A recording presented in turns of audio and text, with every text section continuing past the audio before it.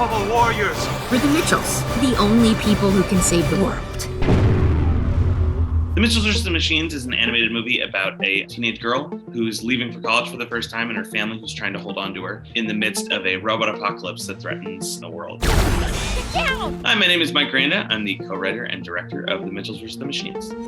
This is a scene in the beginning of the movie, and this is right after Rick and Katie have this big argument that leads to their big falling out. Katie's excited to leave for college and never look back, and Rick sort of looks to the past and how warm and sweet it was, and he's desperately trying to get that back.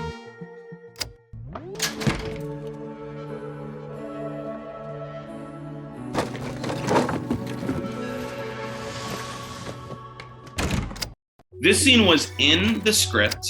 We were talking about trying to have a visual symbol of their relationship, and we were trying to sort of figure out how to make it more visual and tangible. And then I remember Jeff drew this kind of dusty moose on a whiteboard. Right here is this like dusty moose he drew. And then we thought that was such a great symbol because she hasn't thought about it. She even throws it away. And we were like, oh my God, it'd be so brutal if you found something that you gave to your kid that meant a lot to you that they just threw away when they left for college. So it was a way to try to feel closer to Rick. We wanted the audience to want what he wanted, which is like, I've got to save this relationship. We really wanted the scene to look like it was a real teenage girl's room, which is a disaster. For her to have all of these strange sort of idiosyncratic things from like weird B-movie posters that she loves, these little puppets that she makes. A part of this character is just having her creativity sort of exploding out of the frame in every moment.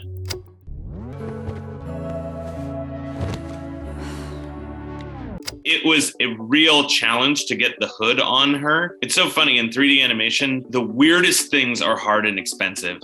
And they were like, you got one hoodie shot, make it count. We're like, what? Two of the hardest things to do in 3D are hair and cloth simulation. When cloth is interacting with hair, it's a bonanza of money. So we tried to choose our hoodie shot well, and this is an area where we really wanted her to feel bad and down. So we chose this for the one moment. Why is he like this? Why is she like this? Jeff wrote the lines, why is he like this? Why is she like this? Which nicely sort of connected the characters through editing. It was also in that shot really important for her to be looking at a picture of her and her dad when they got along well, but you also want to show the audience that she too once valued this relationship and she subtly would like it to return to the way it used to be. It was really important for the audience to know she does want a relationship with her dad. Did you talk to her yet? No, not yet.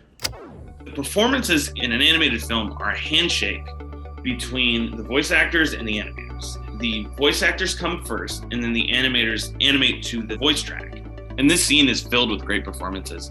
The animator's whole job is making the characters act like real people. Linda, she's nervous and she doesn't want to confront her husband, but she also feels like she needs to say something, so she's like rubbing her hand and avoiding eye contact. Rick is washing dishes. There's a nice little finger tap there. One of the animators added that. It was so exciting because it meant the movie was a little bit more alive and some artist was bringing something new to it. These are digital puppets. They're not human beings. So any tool you can use to try to make them seem more real is like money in the bank. Seeing the animator add something like that, it makes me so happy. You just broke her laptop. I mean, look, we haven't had a good family picture in years because you two are always arguing. Huh. Well, what about that one? That came with the frame! This picture we had in a screening and we loved this picture and it made everyone laugh, and then we couldn't get the rights to it, and then I hired this guy called the Wolf and he was able to track them down and we got them to sign a release and we were able to use it in the movie. I know you can do this. This is the first shot we locked in the movie. One of our artists, I think it was Toby Wilson, did this amazing color key that looked exactly like we wanted the whole movie to look. And then we worked with Mike Lasker and his amazing team at ImageWorks, and Mike came from Spider-Verse, so he knew the pipeline of 3D animation to match a painting exactly. So this is the first shot that we did for the movie, and I'm super proud of it. This scene is really dark. it really sort of makes you feel how devastated Rick is. We did this color key and the entire studio revolted against us saying, "This is too dark!" It has to be this dark because Rick is in a bad place emotionally and you have to really feel that. And also when you watch TV at night, it's dark. And I think it really does help the scene. A lot of the reasons why these shots are exteriors is that because Rick kind of romanticizes nature, and the relationship he had with his daughter was that she did everything he liked to do. So he liked to go into nature, so she's going with him. And so when he looks at the past, he sees all those moments and he's like, that's what we need to get back. But what he really needs to get back is sort of, seeing his daughter and seeing who she's become and the movies that she makes and the person that she is now. We wanted the scene to be entirely from Rick's point of view. This is his whole motive, is to get back to these days.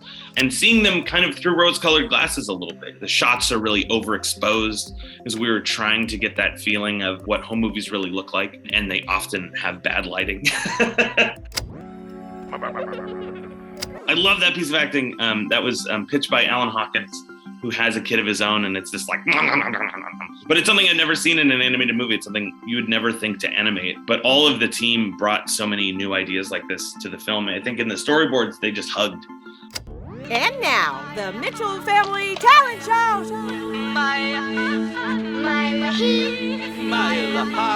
We literally added this scene of them singing to justify this Act 3 payoff we had with them singing together at the end of the movie to try to make it feel cohesive.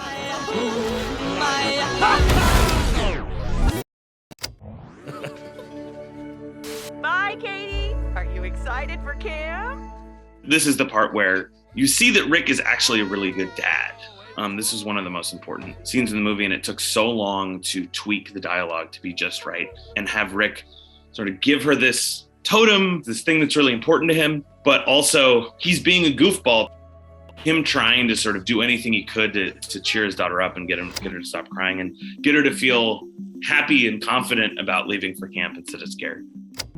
You know how to say I love you in moose language? Let me just... Don't you laugh. Come on, you're supposed to be sad. Hey, come on. I love that shot of him sadly looking at his reflection.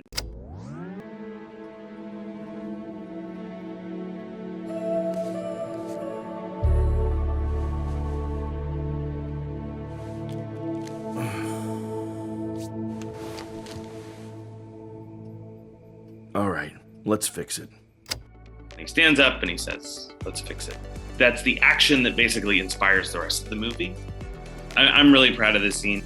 I've read so many people say, I'm 14 minutes in and I'm already crying. And every time I'm like, oh, it's this scene. This is the scene. I like checked 14 minutes in. And I think it's really a credit to the team, sort of everyone firing on all cylinders. I think every single person who touched it made it better. It's easy for me to say because I'm just proud of all the things that the other artists did. They did all the good stuff and I just sort of was an enthusiastic cheerleader for it.